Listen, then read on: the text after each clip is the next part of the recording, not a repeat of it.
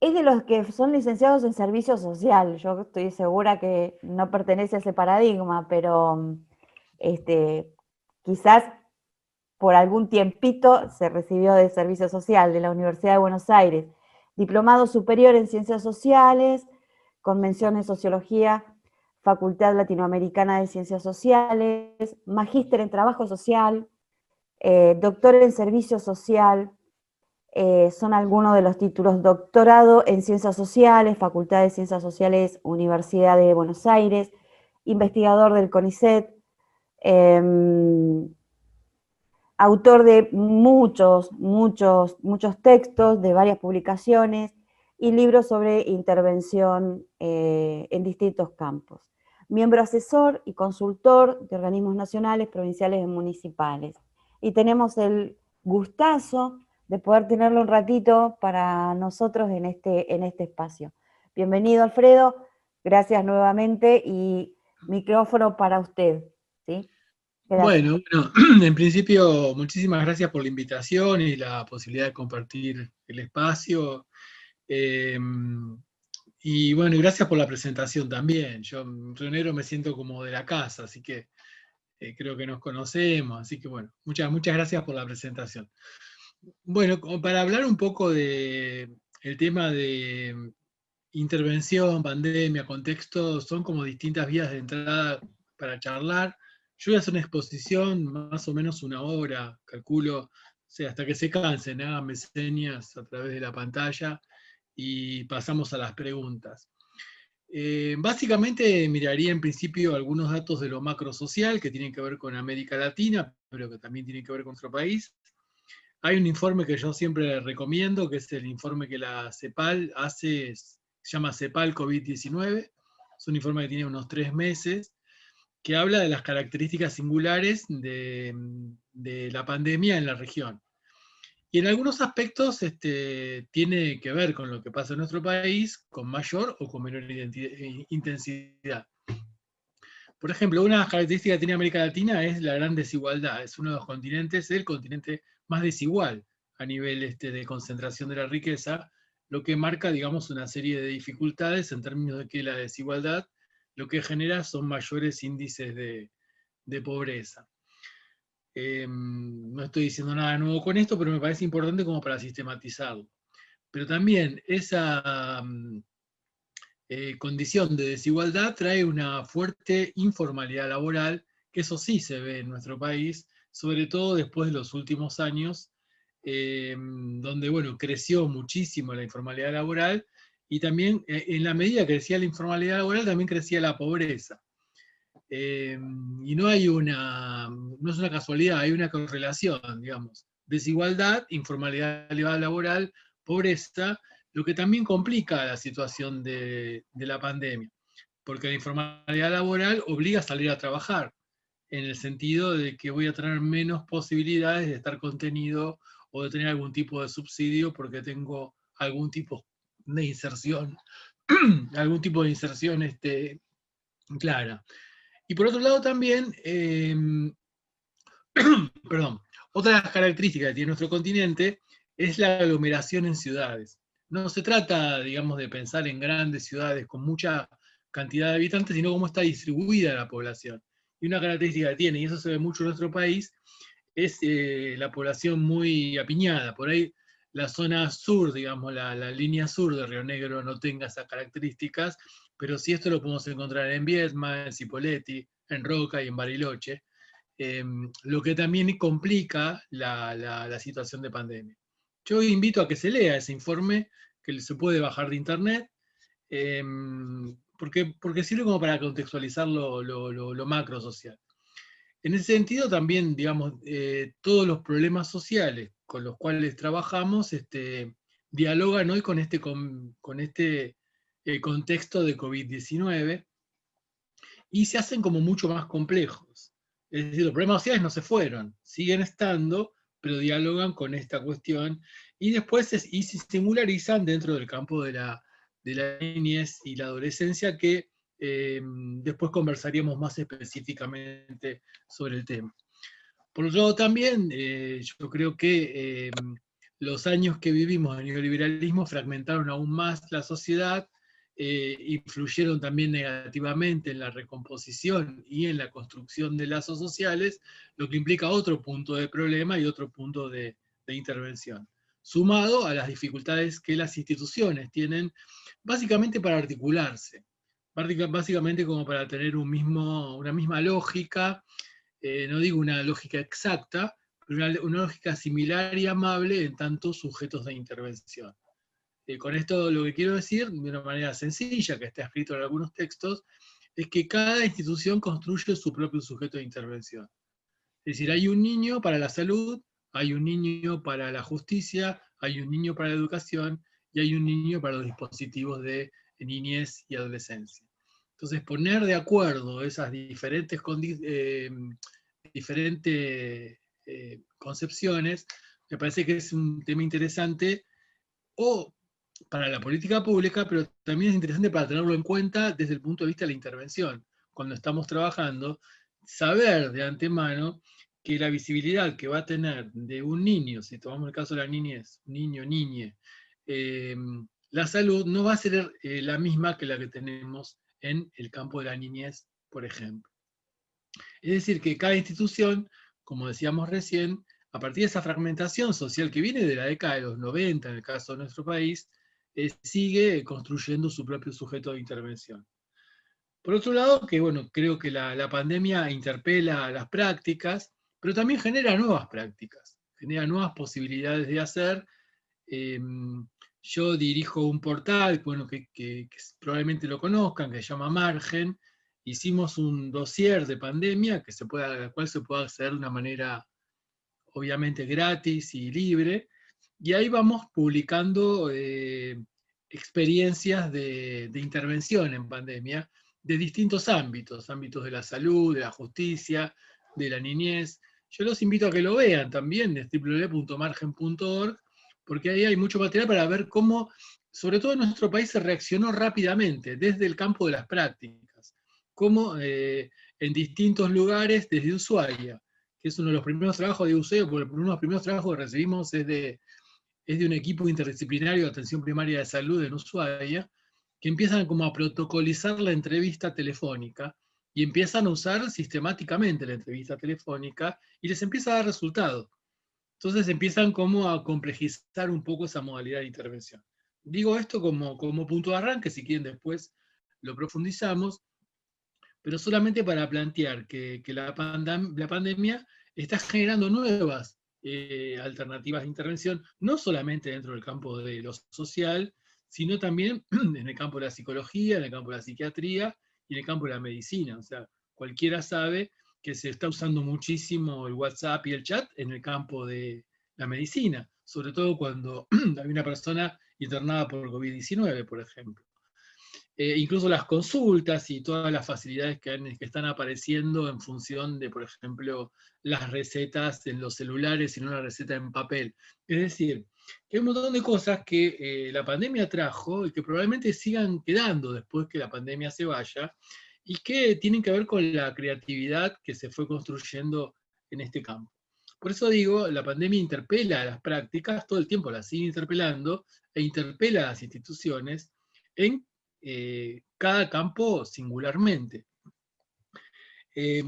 Por otro lado también, creo que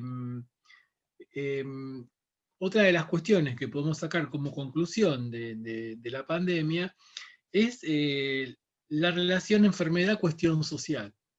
Es decir, es imposible pensar esta enfermedad si no la pensamos socialmente. Creo que hay mucha presión mediática y mucha presión cientificista, por decirlo de alguna manera, donde se plantea que esto es un virus que entra en el organismo. En realidad, para que el virus entre en el organismo, tiene que haber una serie de condiciones que son esencialmente sociales. No es la misma la facilidad para que el virus entre en el organismo que yo puedo tener si vivo en un barrio o en otro barrio. O sea que la posibilidad de contagio y la posibilidad de impacto subjetivo y el temor que puedo o no tener con respecto a enfermar de esta enfermedad, también va a tener mucho que ver con lo territorial, con mi situación territorial. Y en ese punto diría que lo macrosocial, macrosocial, pandemia, se resignifica a nivel territorial y también se resignifica a nivel laboral, y ahí es donde, perdón, microsocial, y ahí es donde empezamos a ver cuestiones que pueden ser interesantes para pensarlas en clave de intervención. Entonces, no alcanza, vuelvo a decir, entender la pandemia como una cuestión vinculada con la biología o con la medicina solamente, sino que también se relaciona con la psicología y con digamos, con las ciencias sociales y con el trabajo social como campo de aplicación de las ciencias sociales. Es decir, estamos frente a nuevos padecimientos que no conocemos del todo. No sabemos bien cuáles son los efectos del aislamiento, estemos o no más o menos aislados. No sabemos muy bien lo que es habitar una pandemia, nunca pasó, nadie cursó ninguna materia pandemia en la facultad, salvo que haya hecho algún seminario histórico acerca de la peste negra, que fue de 1300 en Europa, o sea, hace 700 años.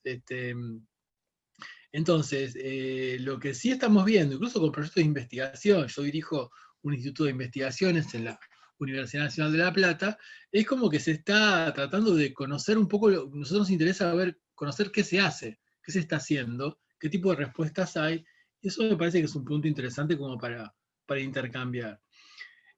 O sea, que es un fenómeno, la pandemia la podemos entender como un fenómeno macrosocial que se singulariza a nivel territorial y vuelve a ser singularizada en espacios microsociales, es decir, a nivel de las instituciones, las familias, los grupos de referencia, los grupos de pertenencia y las propias subjetividades, teniendo en cuenta que la subjetividad no es un tema solamente del campo de la psicología, que es un tema del campo de las ciencias sociales, es un tema del campo incluso de la filosofía, incluso también de la antropología, si ponemos la antropología entre la ciencia social. Pero por otro lado, como decíamos antes, la pandemia convive con otros problemas sociales como las violencias, por ejemplo.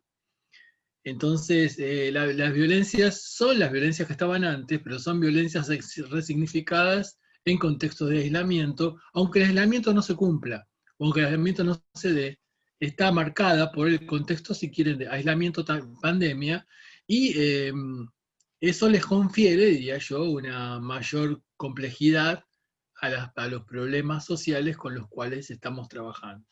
Es decir, si alguna vez hemos trabajado, incluso en talleres que hemos hecho en la provincia, acerca de problemáticas sociales complejas, creo que estamos frente a si me permiten la palabra, un buen punto de observación de laboratorio para observar las problemáticas sociales complejas, como tenemos pandemia, problemas habitacionales, problemas de alimentación, problemas de ingreso sumados a violencia. Pero con esto trabajamos. Pero no trabajamos con todo eso. Con esto vamos a trabajar según cada caso en particular, cada circunstancia en particular, y me parece que puede ser útil poder ir visibilizando que lo que emerge como problema es solamente una demanda de intervención, pero que dialoga con otra serie de problemas que conviene, en mi opinión, tratar de conocerlos, de entenderlos, de comprenderlos, de explicarlos, y nunca vamos a comprender y explicar todos los problemas que rodeen al problema que genera demanda, pero sí, cuanto más conozcamos, más posibilidades de intervención vamos a tener. Y por otro lado también, la pandemia es un fuerte desafío al sistema de protección social. Esto es a nivel mundial. No solo al sistema de salud, porque la pandemia, digamos, desafía a todo lo que tiene que ver con el campo en el cual ustedes trabajan. Y la pandemia también desafía al Poder Judicial. Es decir, no solamente la forma de trabajar, sino desafía en función de estos nuevos problemas que surgen en diálogo con estos nuevos escenarios que son bastante desconocidos. Incluso, no sé cómo lo verán ustedes, pero si yo miro, por ejemplo, algunas investigaciones y algunos trabajos llevados adelante en la ciudad de Buenos Aires, en las primeras etapas del aislamiento, había los sectores más vulnerados, era hasta más peligroso quedarse adentro que salir, porque en una villa de las que existen en la ciudad de Buenos Aires, en el conurbano bonaerense, y quedarse adentro hasta puede haber riesgo hasta de electrocución, por ejemplo, porque incluso la cantidad de personas que habitan las viviendas que conocemos los trabajadores sociales por recorrer barrios, etc. Incluso cómo se construyen las lógicas, ¿no? Y cómo uno puede visibilizar, por lo menos, que hay un mayor, no quiero decir una competencia, pero yo visibilizo un mayor idea de autocuidado en los sectores más vulnerados que en los sectores que mejor están desde el punto de vista socioeconómico. Y un ejemplo concreto de esto es que en la ciudad de Buenos Aires, hace 3 meses atrás, los sectores medios pedían salir a correr y la Villa 31 estaba pidiendo agua. Entonces creo que la percepción de problema también es un tema a trabajar, en todos los, obviamente en todos los sectores sociales, pero que también nos enseña esto, que la percepción de problema no es solamente la percepción del problema en tanto la pandemia, sino la percepción del problema en función de cómo se perciben los problemas con los que ya veníamos trabajando. Así que la pandemia nos ayuda, nos invita a pensar con mayor profundidad los temas que venimos abordando desde antes. Y por otro lado también, creo que si sistematizamos mínimamente esto que estoy planteando, hablaría que la pandemia se expresa desde la singularidad, como dijimos recién, en lo microsocial, es decir, en la vida cotidiana, en los lazos sociales, en la trama social que rodea a una persona.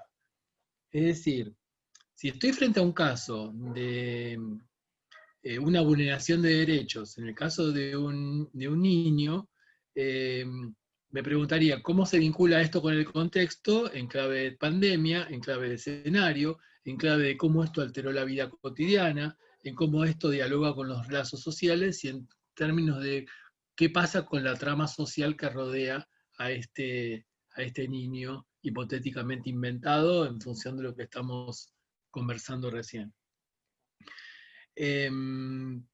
Por otro lado también, creo que lo que nos enseña la pandemia es que la salud y la enfermedad, como decíamos antes, tienen un fuerte componente social, es decir, que son productos de un proceso salud-enfermedad.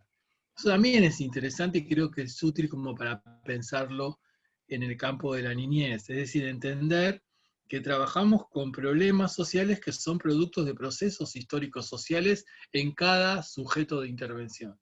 Es decir, se vinculan con la biografía de cada persona. Y me parece bueno que es útil como pensarlo desde allí, ¿no? Esa complejidad.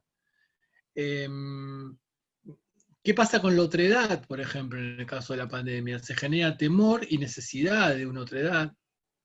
Está el tema de la incertidumbre, fíjense cómo esto dialoga mucho con los jóvenes. Decíamos, salgamos del espacio de los niños y pensemos en los que tienen más de 14. Cómo se pone, aparece, digamos, falta de certeza en función del sentido de la escuela, si es que tengo posibilidad de conectividad para seguir manteniéndome en la escuela, o tengo la posibilidad de ir a la escuela, cosa que hoy está bastante restringida en el mundo, diría yo, y también, obviamente, en nuestro país. Creo que la incertidumbre también se hace más compleja dentro de este contexto, y creo que también es un tema de agenda, como para pensar cuando pensamos intervenciones dentro del campo de la niñez. O sea que hay una tensión, que decíamos recién, con respecto a la otra edad, ese otro, en términos de que necesito ese otro, pero también le temo a ese otro en función de las posibilidades de contagio. Y en ese sentido, digamos, si a esto le sumamos una sociedad, como decíamos al principio, con fuerte fragmentación social, todo esto se hace como mucho más complejo. También creo que este escenario nos habla un poco de la importancia de lo colectivo, nos habla un poco de la importancia de la organización popular, de la organización territorial, nos habla un poco de cómo existen posibilidades de trabajo a través de movimientos sociales. Eso es lo que más o menos también se está estudiando a nivel del conurbano bonaerense. Por ejemplo, les comparto estas preguntas que nos estamos haciendo. Estamos viendo que el barrio, el territorio, actúa como dispositivo de cuidado, que el barrio, el territorio puede actuar como dispositivo de contención, que el barrio, el territorio empieza a ser el dispositivo, no es la institución el dispositivo, sino que el territorio es el dispositivo. Entonces, en la medida que nos apropiemos de esa cuestión, eh, empezamos a trabajar de una manera diferente desde el punto de vista territorial, porque entendemos que si es un dispositivo, es un conjunto de diferentes organismos que se relacionan entre sí, que es un poco lo que vemos cuando hacemos cualquier trabajo barrial, pero sí entenderlo como dispositivo, lo podemos entender como dispositivo de cuidado. Yo pienso que una de las características, si vamos a los datos epidemiológicos, que suelen ser muy aburridos, que hicieron que en el caso del Gran Buenos Aires, donde hay una enorme cantidad de sectores vulnerados, de barrios populares y altísima concentración de población, no haya habido una explosión como si la hubo en Ecuador o como si la hubo en otros países de América Latina, eh, tiene que ver justamente con la capacidad de la organización popular en construir formas de cuidado comunitario, formas de cuidado territorial. Es decir, nos cuidamos entre todos. Nos cuidamos, es que sería, en vez de no salir de mi casa, no salgo del barrio. Y el barrio funciona como un espacio de contención. Pero eso hay que trabajarlo. Eso se trabaja, eso no surge, en mi opinión, mi humilde opinión, no surge naturalmente. Entonces, me parece importante entender esto, si lo enunciamos como un proceso de salud, como un tema de salud, como un proceso histórico-social, pero que dialoga con lo social, como dijimos antes. eh, hay un sanitarista argentino llamado Florial Ferrara planteaba que la salud es la capacidad colectiva que tenemos de resolver conflictos. Es decir, un barrio está en salud en la medida que tiene capacidad colectiva de resolver conflictos. Y eso me parece que es interesante, porque no solamente la intervención desde las instituciones, en la lógica de la interacción, diría yo, en la perspectiva esta de dispositivo que estamos compartiendo, también sirve como para pensar procesos de mayor, ¿cómo llamarlo? Eh, mejor, más que mayor, mejor relación interbarrial. Y ahí también plantearía algo como hipótesis para pensar, como tema para pensar. Yo diría, eh, ¿qué pasaba con el Poder Judicial? Y me remito a lo que venimos investigando en el instituto y lo que vamos viendo en función de encuestas autoadministradas que hacemos desde margen. Las primeras consultas hacia el Poder Judicial, trabajadores sociales del Poder Judicial, tenían que ver, cuando empieza la pandemia, tenían que ver con violencia intradoméstica, violencia dentro de la casa, y con violencias, no con violencia de género solamente. Violencia de género supera, es como que es lo que aparece con mayor incidencia, por decirlo rápidamente. Y lo que estamos viendo ahora es violencia intervecinal, violencia entre vecinos, para decirlo en un lenguaje rápido y más sencillo. Eh, pero yo arriesgaría la idea que hay violencias entre vecinos donde no hay organización popular, donde no hay cohesión social, donde no hay capacidad de encuentro. Entonces digo, me parece que es importante la posibilidad de apostar a lo territorial, en el sentido no de recorrer el territorio, caminar el territorio, sino en el sentido de tener una perspectiva territorial desde las instituciones por las cuales transitamos, ¿no? Es decir, pensar las acciones colectivas no como una sumatoria de fenómenos individuales, sino como producto de las construcciones sociales, sino como producto de la construcción incluso del sentido común, y cómo eso puede ser resignificado a nivel territorial y a nivel microsocial. Por otro lado, también plantearía, ya metiéndonos en temas vinculados con intervención, hablaría de la importancia de la intervención como sostén, como apoyo, a partir de lo que uno tiene a mano. Es decir, yo no creo que sea como fundamental el estar, pero sí se puede estar a través de lo que sería lo remoto, el teléfono, el WhatsApp. Incluso lo vemos en el campo de la educación, y lo vemos en el campo de la educación universitaria. Lo puedo decir, ahí sí hablaría de experiencias personales, donde desde la cátedra en la cual yo soy profesor titular, nosotros nos planteamos desde el primer día. Este año todo empezó en la virtualidad, una cátedra de primer año en la Universidad Nacional de La Plata. La Universidad Nacional de La Plata no tiene ciclo básico común, se ingresa directamente, y la carrera de trabajo social no tiene curso de ingreso, o sea, no hay una discriminación por conocimiento, sino que el curso de ingreso en la carrera de trabajo social de la Universidad Nacional de La Plata es una presentación de la universidad. Es como para que los estudiantes conozcan en qué mundo ingresaron, cuáles son sus derechos, cómo funciona, qué significa un consejo directivo, cómo se construye un centro de estudiantes, cuáles son sus deberes como estudiantes, cómo es el plan de estudios, qué se transita en primer año, qué significan las pruebas. Ese es el ingreso. O sea que es un ingreso que vuelvo a decir, no se aprueba. Es un ingreso que se adquiere digamos, un situarse en la universidad. Pero bueno, en este contexto se complica por eso que venimos conversando desde que empezamos a hablar. 600 alumnos ingresaron este año, primer año, a la materia nuestra y a todo primer año. Entonces, en la materia decíamos, bueno, ¿qué hacemos en la virtualidad? Y dijimos que el criterio, definimos, como equipo de trabajo, el criterio es la inclusión, la contención y, en tercer lugar, la educación. No que la educación quede como tercera, pero sí darle mucha importancia a la inclusión y darle mucha importancia a la contención. No teníamos nada presencial y no tenemos nada presencial. Ni siquiera las prácticas son presenciales. ¿Qué hicimos? Bueno, tratemos de afinar lo más que podamos los instrumentos de contención y los instrumentos de inclusión. Si un estudiante no contesta un correo electrónico, le mandamos un segundo correo electrónico. Si no contesta el segundo correo electrónico, le mandamos un WhatsApp. Si no contesta el WhatsApp, lo llamamos por teléfono. Y funciona.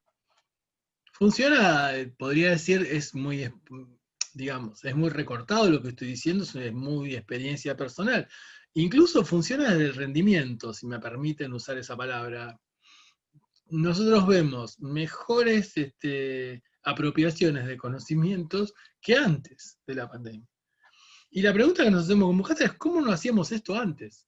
¿Por qué no hacíamos esto antes?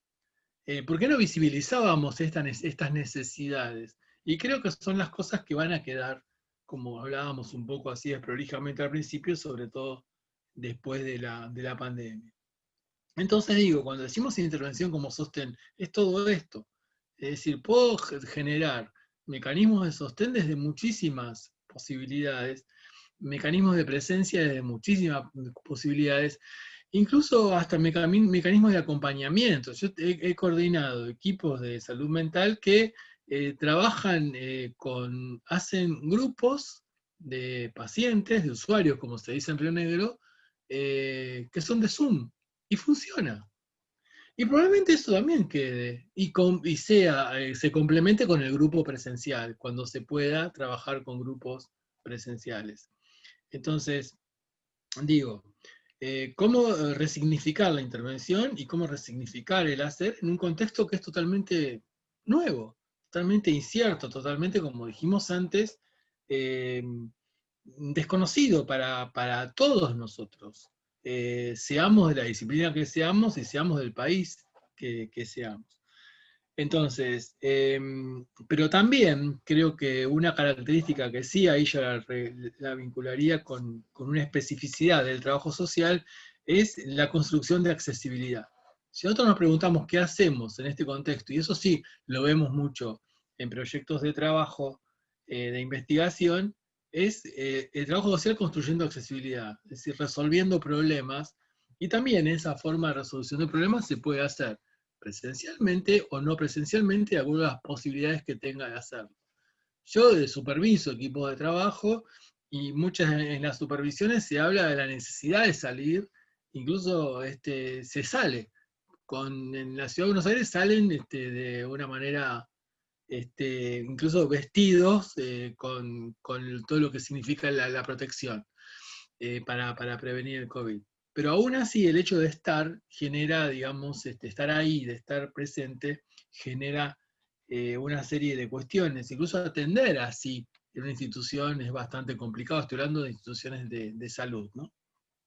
Entonces, la intervención como sostén, la intervención como algo que construye accesibilidad al sistema de protección social, que construye otra relación con las instituciones, y creo que la intervención implica estar ahí gestionando, escuchando, articulando, como decíamos antes, facilitar la accesibilidad, y desde ahí también se va construyendo una forma de conocimiento, una forma de hacer, que seguramente usaremos después de que esto pase.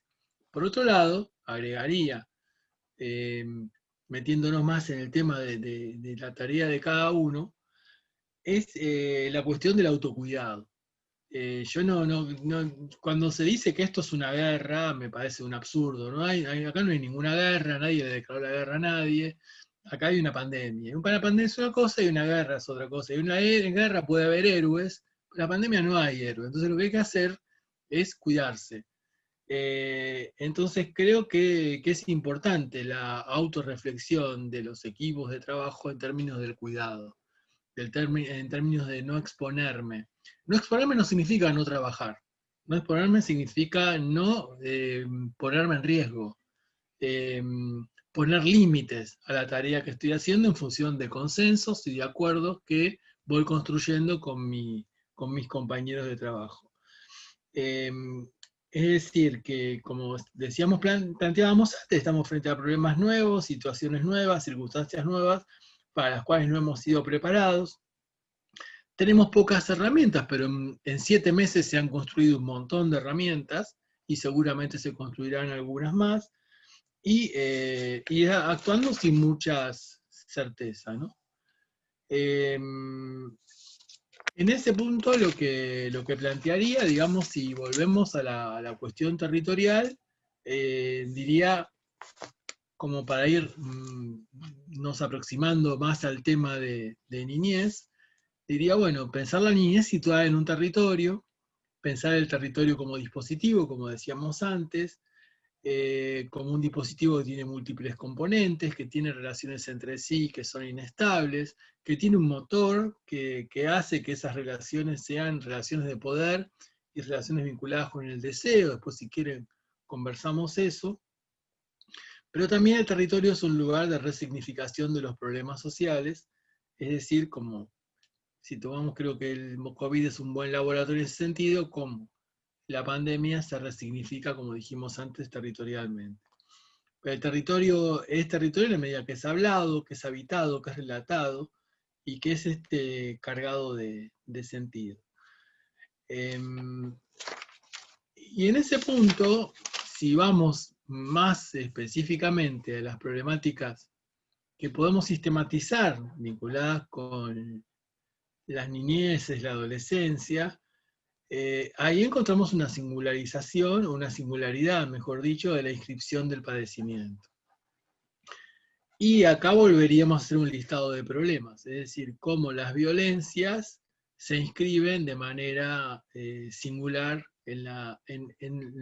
digamos, en el campo de trabajo que tenemos y en los sujetos de intervención con los cuales estamos trabajando. Y eso es un punto nuevo de agenda, porque es otra forma de violencia, es una violencia que está cargada de incertidumbre, por ejemplo. Es una violencia que es distinta porque estoy con menos posibilidades de salir, por decirlo de alguna manera. Porque puedo salir, pero sí que sé que si salgo estoy en riesgo. Entonces, es como, no digo, lo que estoy tratando de plantear es que es otra es otra violencia más compleja, más difícil, más dura y más terrible, si usamos un adjetivo calificativo. Y también pensar cómo en este contexto se está construyendo subjetividad. Eso me parece como clave, como para conversarlo. Es decir, dentro de un año, ojalá que dentro de un año podamos, ojalá que nos podamos ver personalmente. O que dentro de un año podamos trabajar más en el cara a cara, porque ya habrá una vacuna, habrá una cura o algo que nos permita volver a una situación más parecida a la que teníamos antes. En ese sentido, ese dentro de un año, y dentro de 2 años, 3 años, etc., ahí vamos a empezar a ver los efectos de estas circunstancias que estamos tratando de describir ahora. La inscripción subjetiva está ya hoy, pero va a continuar, no se va cuando termine la pandemia. Y es un problema agregado que vamos a tener en el corto, mediano y largo plazo. En ese sentido también hay una ruptura en la construcción de la vida cotidiana. Fíjense que todas nuestras vidas cotidianas se alteraron a partir de los nuevos escenarios de intervención. Entonces, esto se expresa de diferente manera en diferentes grupos sociales, en diferentes grupos etarios, en diferentes grupos socioculturales y en diferentes territorialidades. El sentido del hogar, la casa, está, no está, tiene capacidad de contener, no tiene capacidad de contener, también se le agrega esa cuestión. O sea que, como para parar un poco y reflexionar con lo que dijimos hasta acá, todo lo que estábamos mirando antes es necesario que lo reveamos en clave de que ya estaba como problema, ya podía estar como problema, pero que también lo reveamos agregándole el efecto del contexto de pandemia, el efecto del contexto de aislamiento, el efecto del contexto del peligro, del riesgo, de la idea de que no sé si voy a seguir viviendo o no, aunque diga que no me importa. Aunque diga que esto es una gripeciña. Igual esa idea de que algo malo puede ocurrir está, aunque tenga esa actitud. En las personas que son anticuarentena, por ejemplo, que hacen marchas medio patéticas, van a la marcha pero van con barbijo. O sea que algo no cierra ahí. Y hay gente muy loca, perdonen que lo diga así, no sé cómo será en Río Negro, pero lo más divertido de todos son los tierraplanistas, pero hay gente muy loca, digamos, hay gente que, digamos, hay mucho lumpen psiquiátrico, perdonen que lo diga así, sin estigmatizar. No intento estigmatizar a nadie, pero aún así hay temor.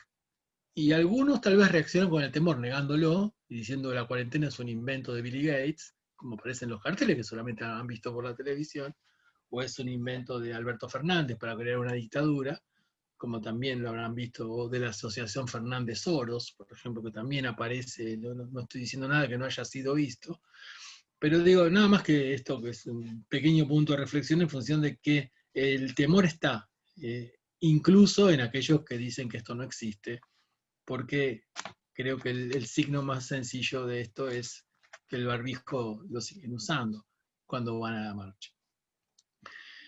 Por otro lado, también esta posibilidad de enfermar o morir afecta también la lógica de los servicios de protección. Es decir, construye un nuevo problema más. Es decir, esta angustia, esta posibilidad, este tema aparece como un problema más. Creo que es interesante conversarlo con el campo de la psicología, pero el origen de esto es social. Entonces también digamos, estas circunstancias tan significativas que ocurren a nivel mundial, como esta, que estamos viendo, como fue la Segunda Guerra Mundial, siempre cuando terminan, traen aparejado un fuerte retorno de lo social, como lugar de gestión, gestión en términos de gestación, ¿no? Como lugar de aparición de lo que está ocurriendo, y como también lugar de intervención. O sea que es muy probable que cuando esto termine haya mucha más demanda de intervención social que la que teníamos antes de la aparición de la pandemia, y que sea también una demanda vinculada con lo interdisciplinario, en función, vuelvo a decir, estoy, digamos, puedo estar transitando la pandemia con la angustia y el temor a morirme, pero lo que pasa tiene que ver con lo macro social, con el contexto social, no es algo que surge de mi interior o no es algo que tenga que ver con un trauma de infancia. Y si tiene que ver con un trauma de infancia, se hace más complicado porque estoy habitando algo macro social que interpela mi subjetividad. Por otro lado, también afecta al sector salud, afecta al sector educación. Es decir, tanto el sector salud como el sector educación tienen mucho menos capacidad de respuesta, incluso de detección de problemas vinculados con las niñeces. Es decir, el sector salud hoy está abocado, no sé cómo estará en el Río Negro, pero calculo que coincidimos ahí, abocado en un más del 90% en la pandemia. Esto ya lo dice el informe de la CEPAL y lo anuncia el informe de la CEPAL. Los sistemas de salud se van a correr hacia la pandemia y van a desproteger otras enfermedades. Entonces los problemas que vamos a tener durante la pandemia y después de la pandemia son las otras enfermedades.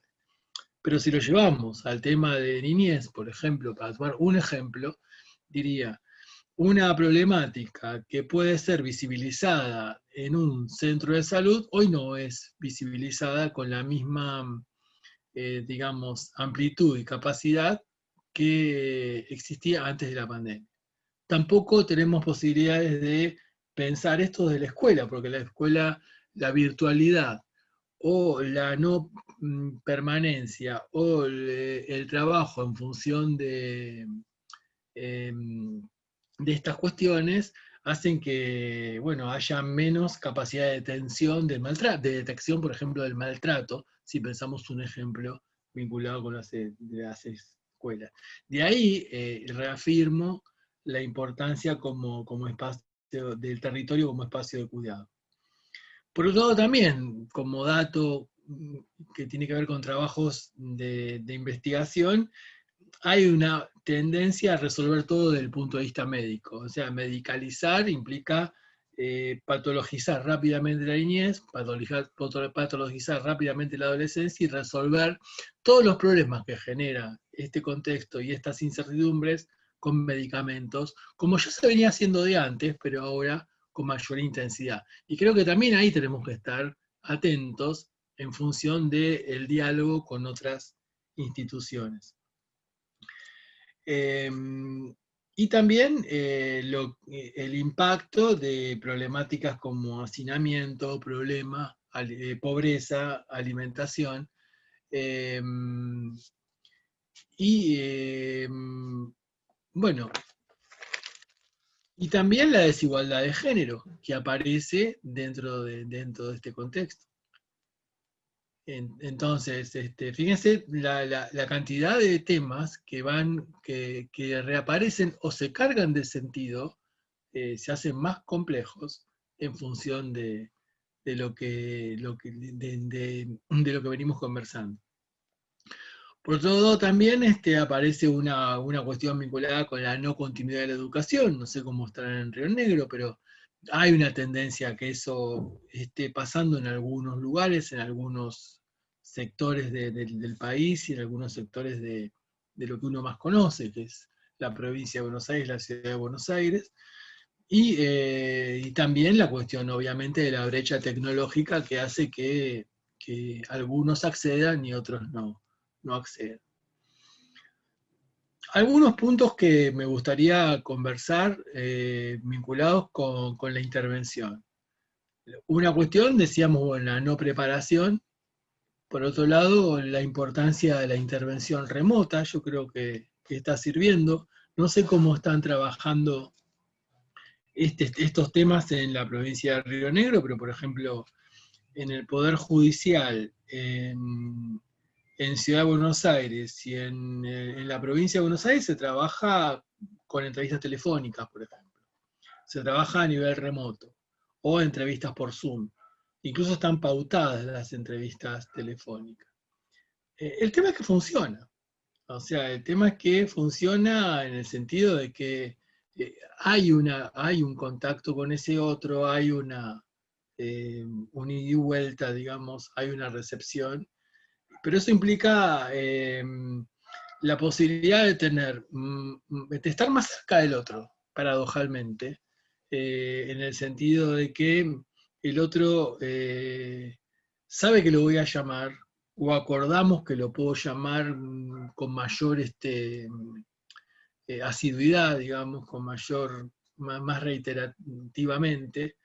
Este, y creo que, bueno, es una de las ventajas de la intervención de Mota. Hay un trabajo que publicamos en este portal que mencioné antes, de una trabajadora social que se llama Patricia Parisi, que ella plantea, ella trabaja en lo que sea la parte judicial de los temas judiciales vinculados con niñez.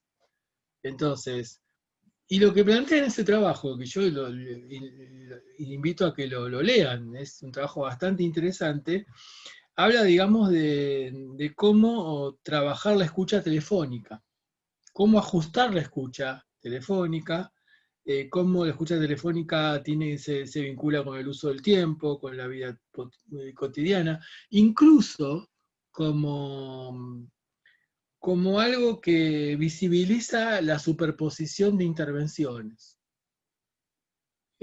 Algo que le llama la atención, ¿no? Como que en ese aspecto, en esa cercanía, lejanía, se hace más visible la superposición, la sobreintervención, tema que es bastante trabajado y conocido. Yo los invito, no les voy a contar el trabajo de Patricia Parisi, pero me parece muy interesante como para tenerlo en cuenta.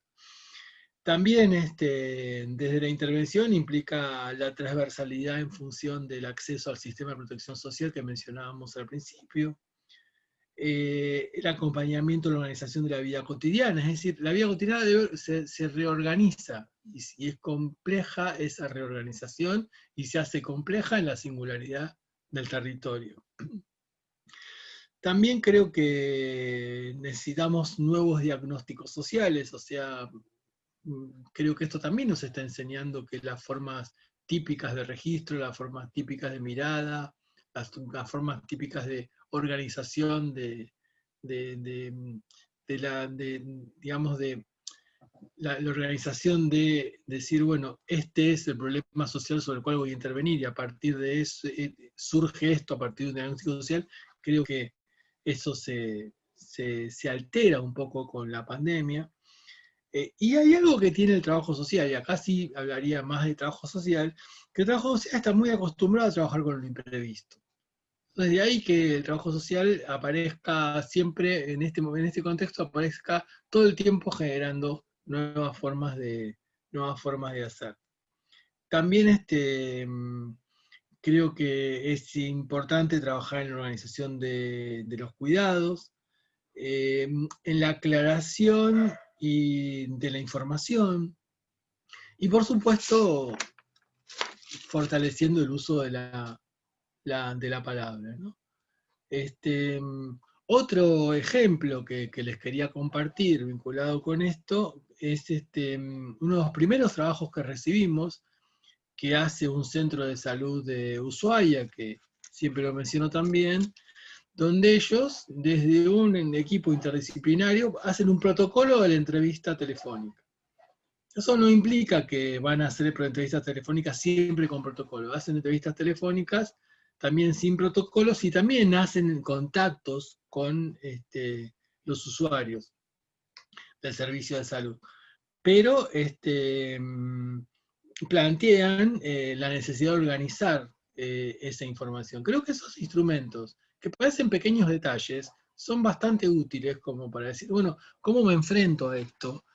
cómo trabajo esto, cómo voy contratando o repensando circunstancias vinculadas con esto que estamos planteando. También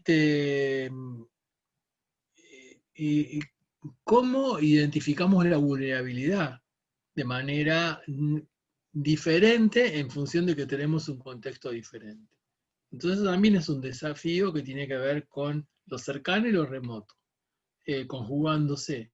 Eh, lo cercano puedo no ser yo, puede ser la organización que está cerca de la persona con la cual yo estoy trabajando. Entonces la organización, en tanto territorio como dispositivo, tema que mencionamos antes, me aporta una mayor comprensión, incluso mejor tal vez que la que tenía antes, de lo que está ocurriendo con este niño, niña o adolescente. Como para ir redondeando, diría que estamos en un contexto complejo que devela la desigualdad, que desvela las décadas de abandono que tiene la condición humana. Va más allá esto de las políticas. Creo que hay una lógica neoliberal que se impuso a nivel mundial a partir de un mundo unipolar, sobre todo en la década de los 90, pero también en la década de los 70, con la dictadura militar en el caso de la Argentina. Esto, en mi opinión, se llama neoliberalismo, que deja de lado a la humanidad, al hombre, digamos, a los hombres o lo humano, y pone el centro, la centralidad en los objetos y en los objetos que produce el mercado. La pandemia devela esto, en mi opinión. La pandemia nos sirve como para repensar una recuperación de la condición humana y también de una recuperación del humanismo. En ese punto creo que como trabajadores sociales, que en mi caso, es mi disciplina, el trabajo social es una disciplina que siempre está ahí, en lugar del padecimiento, escuchando, observando y haciendo. El tema es cómo llevamos adelante eso en digamos, escenario tan difícil, tan complejo, y cómo vamos construyendo posibilidades de hacer a partir de diferentes experiencias y cómo las intercambiamos. Una de las cosas que uno observa en este dossier que les mencionaba antes es cómo se utiliza como forma de intercambio, es decir, cómo la información que surge después es usada por un grupo de usuarios y puede ser usada por un grupo, qué sé yo, en otro lugar del país, incluso en otros lugares de América Latina. Entonces, en definitiva, plantearía estos puntos como básicos, como puntos de arranque, como para que tengamos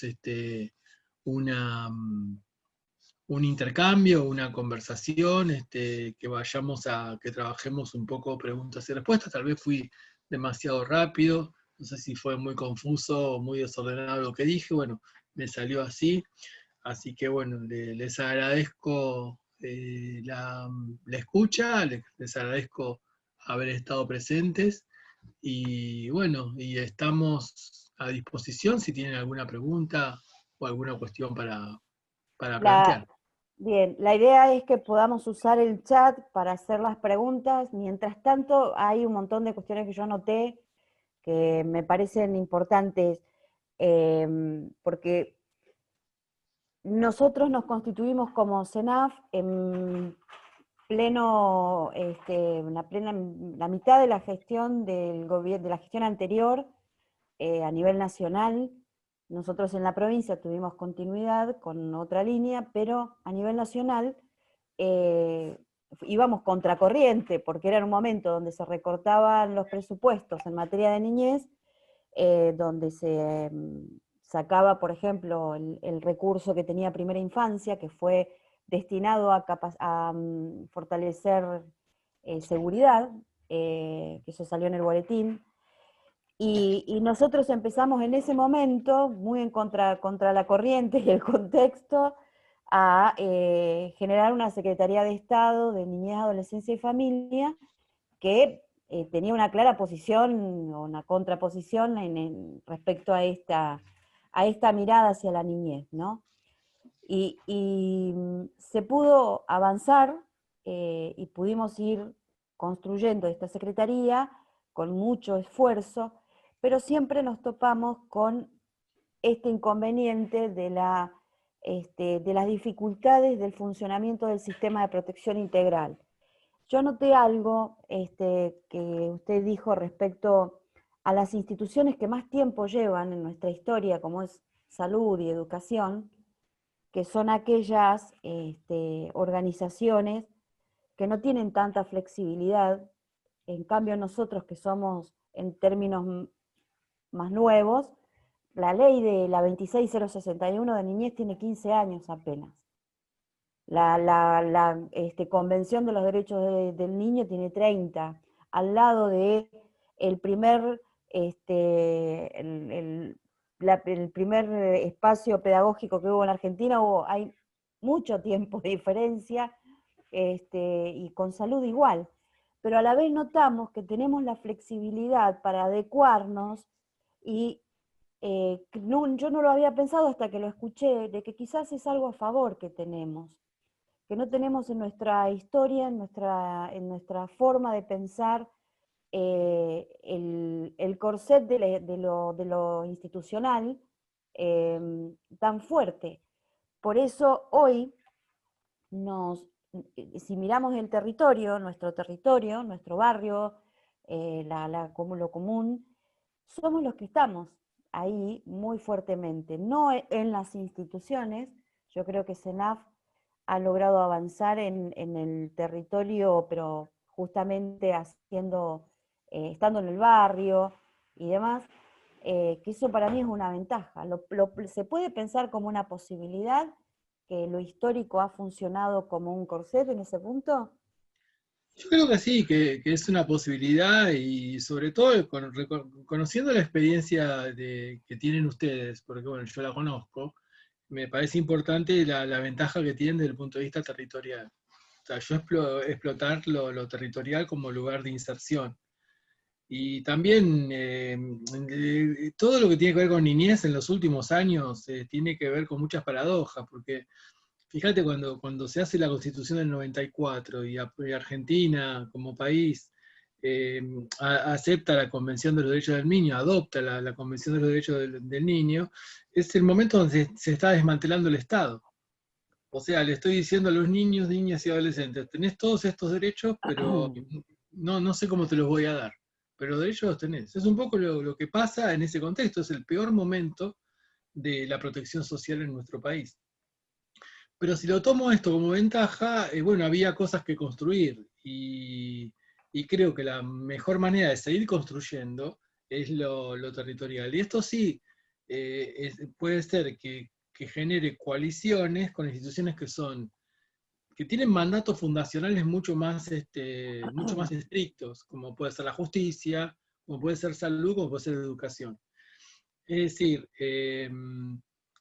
si vamos a la figura del patronato, otra sería la relación. No sé si me explico.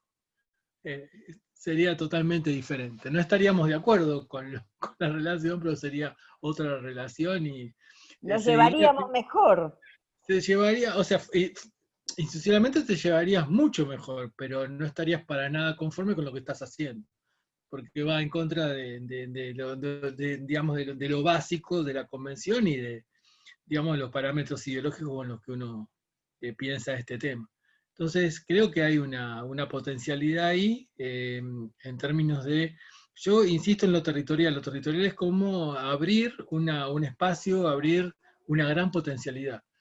Eh, en un contexto que aprovecho para tu pregunta o tu comentario para decir, donde en el segundo trimestre en Argentina tenemos 47% de pobres. Esto lo dice el ministro de Desarrollo Social de la Nación, o sea, no se está ocultando ningún dato en ese sentido.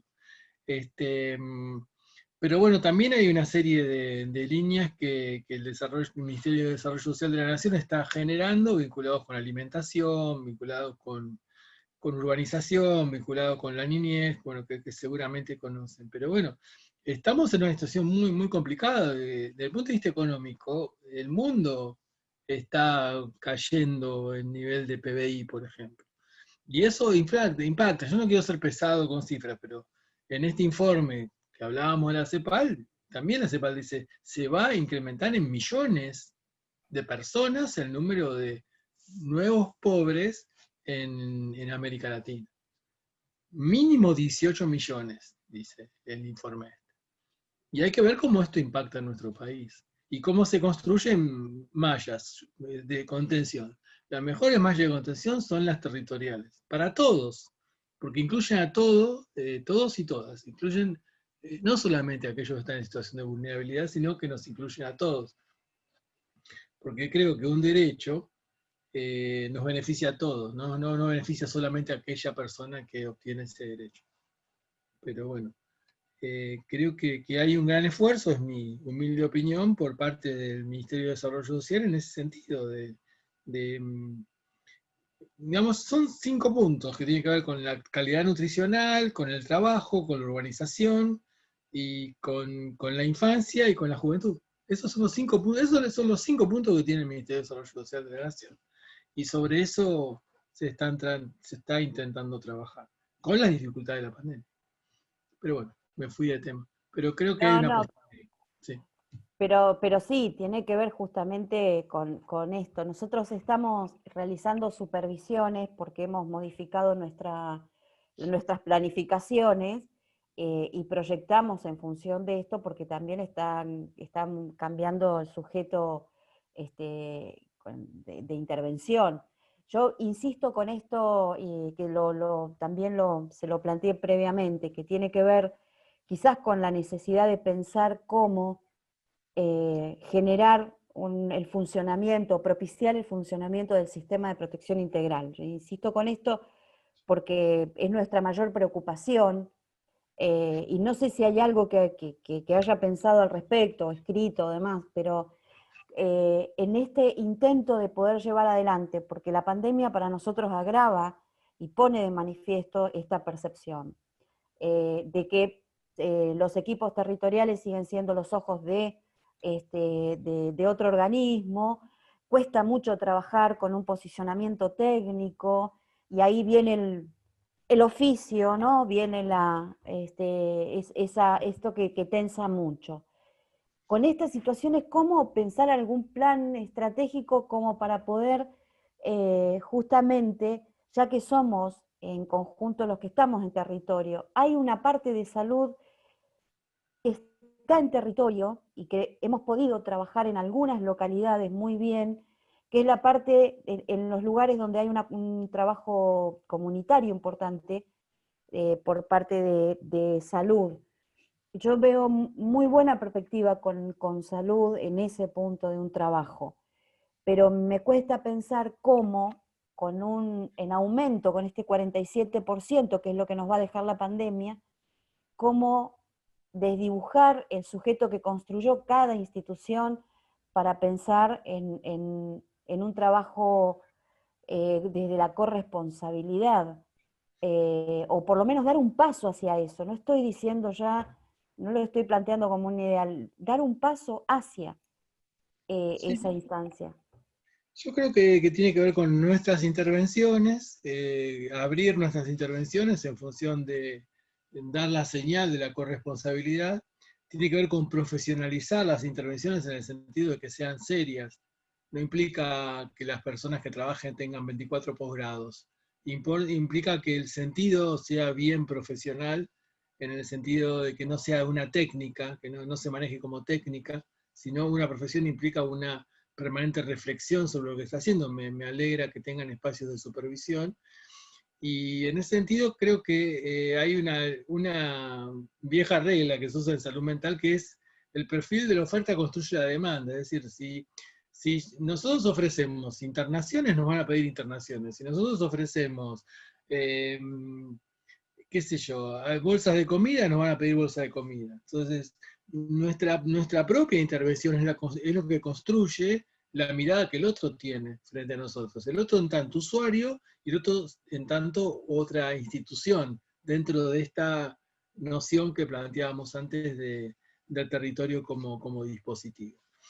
Después, digamos, los efectos de la pandemia y los efectos de los 4 años de macrismo, bueno, se resuelven desde lo macro, desde políticas activas, y se intentará resolver.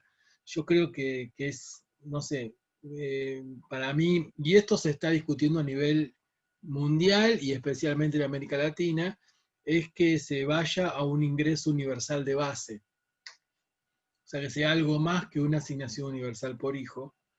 Eh, no se puede, en este momento se hace complicado desde el punto de vista impositivo, por eso el impuesto a las grandes fortunas, pero fíjate que esto está pasando en todo el mundo, no es un tema solamente de nuestro país, y ojalá se logre a eso, pues esto traería cierta tranquilidad y cierta posibilidad de respiro, como en otras épocas, en situaciones no tan complejas como esta, trajo el plan Jefes y Jefas, por ejemplo, yo recuerdo la crisis del 2002, y cómo el plan Jefes te generó dinero en los barrios y se empezó a reactivar la economía, y fue mejorando, no resolvió, pero mejoró la situación.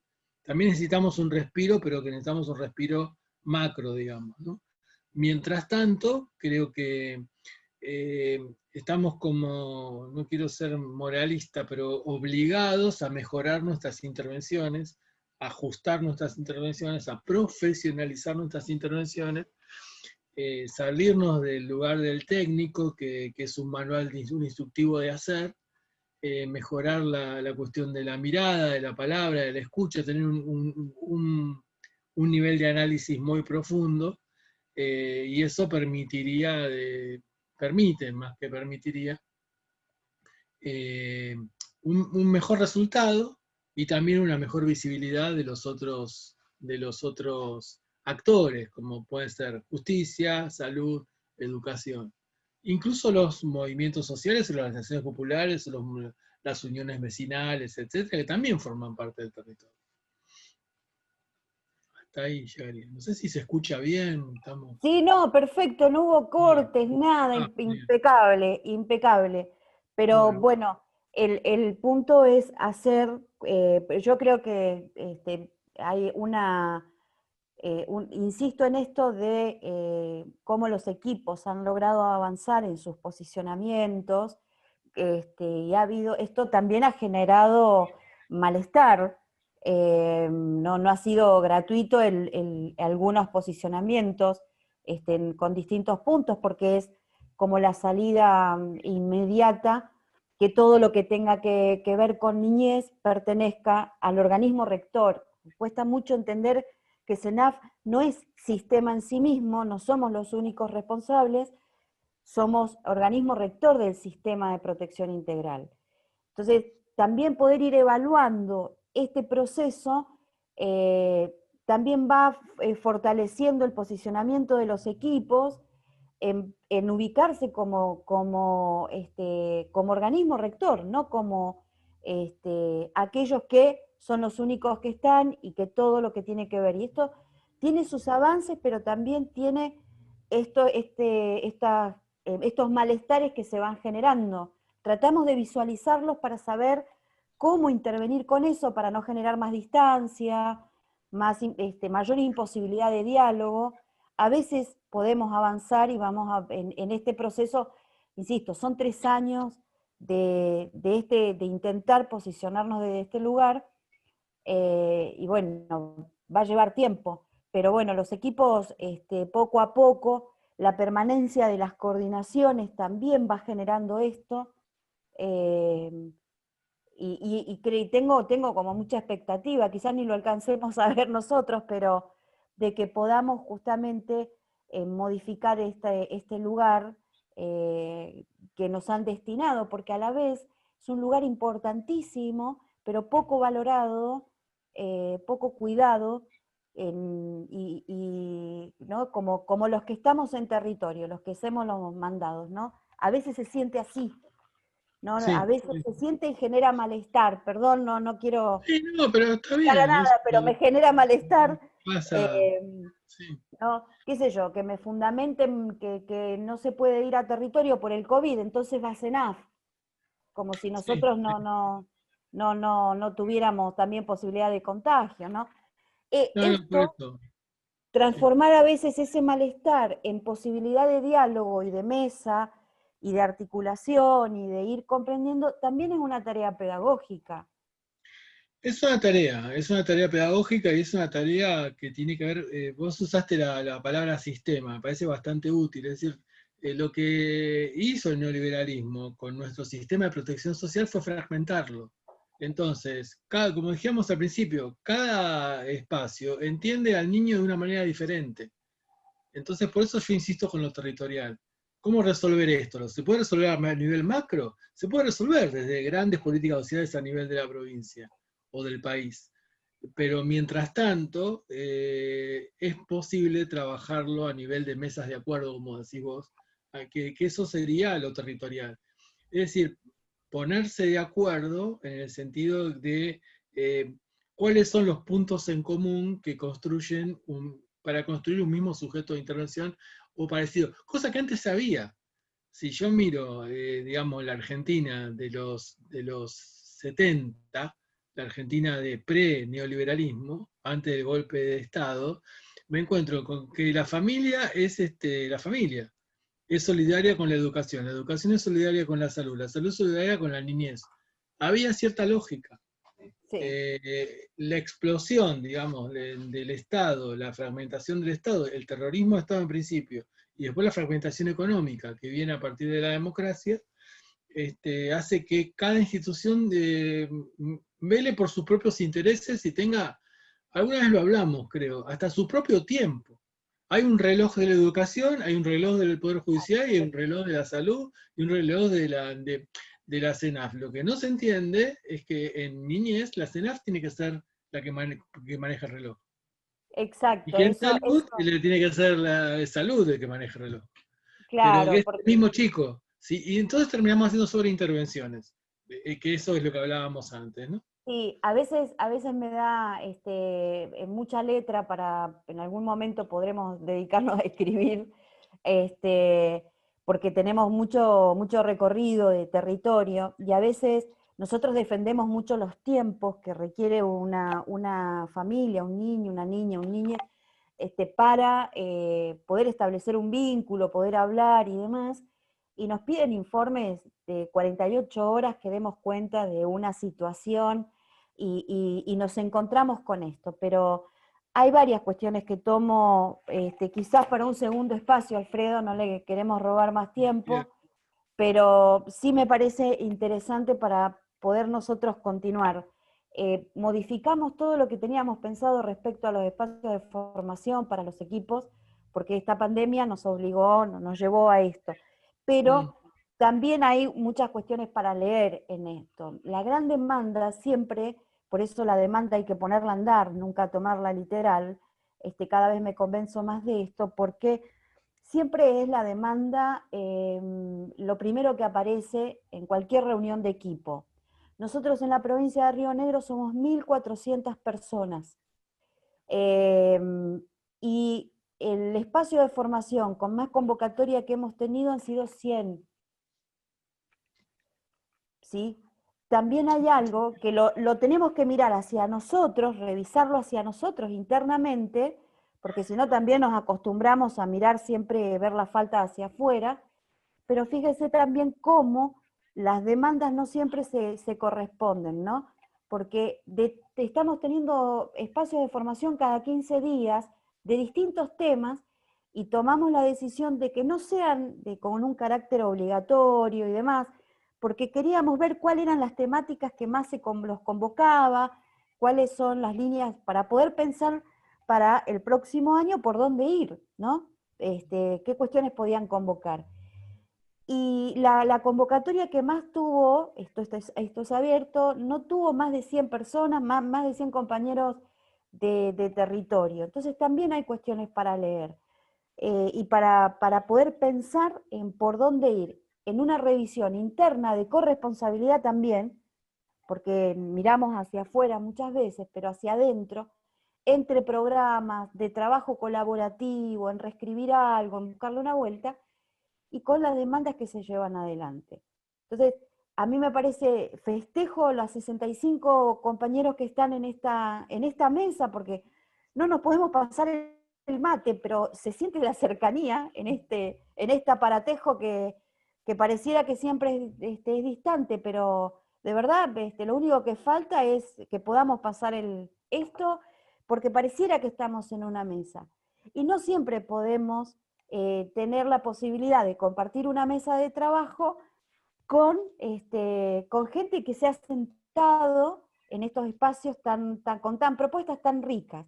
Así que yo, aparte de esto, de agradecerte, Alfredo, la disposición y la claridad en la transmisión, la generosidad en la transmisión, que también hay que destacarlo, también a todos los que están en sus casas después de un día de laburo intenso que todos tenemos, que se sienten privilegiando la formación como algo esencial en nuestro trabajo.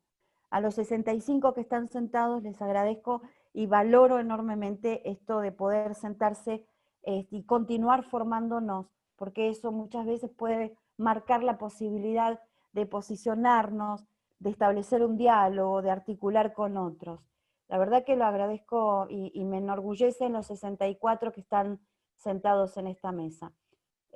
Alfredo, gracias, y espero podamos vernos, tener un espacio que pase este horror, porque va a quedar justamente la posibilidad de seguir afianzando lazos de trabajo y de deseos de mejorar lo que hay que cambiar, que son las condiciones de algunas infancias y de algunas adolescencias, no todas, que es nuestro foco y nuestro interés.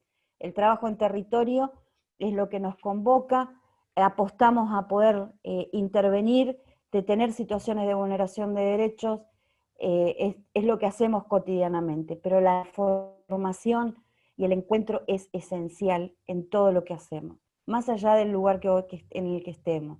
Así que muchas gracias a todos por el tiempo, por sentarse con el matecito, a escuchar a un Carballeda, que es un gustazo que renovamos, ¿sí? Ojalá que pronto podamos hacerlo presencial y pasarnos el mate sin temor, ¿sí? Ojalá, ya va a Bueno, llegar. Bueno, muchas gracias. muchas gracias, Alfredo. Gracias, nos vemos, gracias a todos y todas y un placer. Siempre a Igualmente. disposición. Adiós, nos vemos.